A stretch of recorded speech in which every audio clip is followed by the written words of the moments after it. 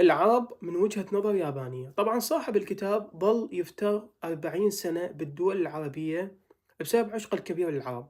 بأحد مواضيع الكتاب يتحدث عن موضوع مهم، يقول إنه أنت لو تسأل مواطن ياباني تقول له أمريكا ضربتكم قنابل ذرية، حاليًا تكرهوها؟ يقول الجواب راح يكون لأ. ليش؟ يقول لأنه بسبب القنابل الذرية صرنا كوكب اليابان.